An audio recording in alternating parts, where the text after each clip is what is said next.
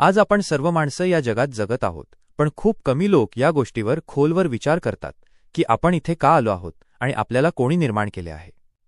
जेव्हा आपण या संपूर्ण सृष्टीकडे पाहतो तेव्हा आपल्याला सगळीकडे एक उत्तम व्यवस्था दिसते.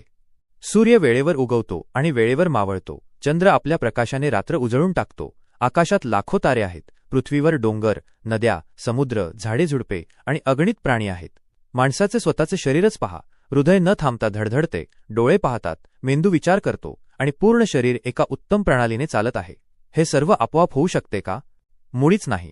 प्रत्येक समजदार व्यक्तीला माहीत आहे की जेव्हा एका लहानशा मशीनचा सुद्धा कोणीतरी बनवणारा असतो तेव्हा इतक्या मोठ्या आणि परिपूर्ण सृष्टीचा देखील एक बनवणारा नक्कीच आहे. तोच बनवणारा अल्लाह आहे, जो एकटा आहे, ज्याचा कोणीही जोडीदार नाही, जो कायमस्वरूपी आहे आणि कायम राहील. त्यानेच माणसाला पैदा केले आणि त्याला जीवन दिले. पण अल्लाहने माणसाला विनाकारण निर्माण केले नाही.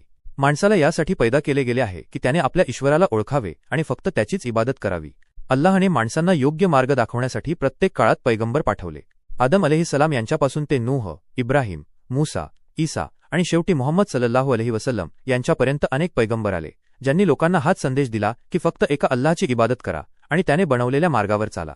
मुहम्मद सल्लल्लाहु अलैहि वसल्लम हे शेवटचे पैगंबर आहेत आणि त्यांच्यानंतर कोणीही नवीन पैगंबर येणार नाही. त्यांनी माणुसकीला हे शिकवले की सत्य, प्रामाणिकपणा, न्याय, दया आणि चांगल्या कर्मांसोबत जीवन कसे जगावे. कुरआन हा तो ग्रंथ आहे जो अल्लाहने माणसांच्या मार्गदर्शनासाठी उतरवला आहे, ज्यामध्ये जीवनाच्या प्रत्येक पैलूबाबत योग्य मार्गदर्शन दिले गेले आहे. आज माणूस जगातील संपत्ती, प्रसिद्धी आणि ताकदीच्या मागे धावत आहे, पण खरे यश जगातील गोष्टींमध्ये नसून आखिरतमध्ये आहे. हे जग तात्पुरते आहे आणि एक दिवस प्रत्येक माणसाला मरावे लागणार आहे. मृत्यूनंतर कयामतच्या दिवशी प्रत्येक माणसाला अल्लाहसमोर उभे राहावे लागणार आहे आणि आपल्या प्रत्येक कर्माचा हिशोब द्यावा लागेल. त्या दिवशी ना संपत्ती कामाला येईल, ना ताकद, तर फक्त इमान आणि चांगली कर्मे कामाला येतील.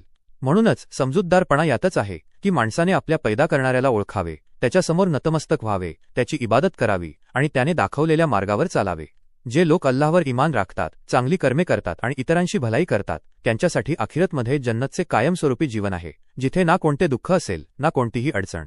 म्हणूनच चला आपण सर्व मिळून या गोष्टीवर विचार करूया की आपल्या जीवनाचा खरा उद्देश काय आहे आणि आपण कोणत्या दिशेला जात आहोत.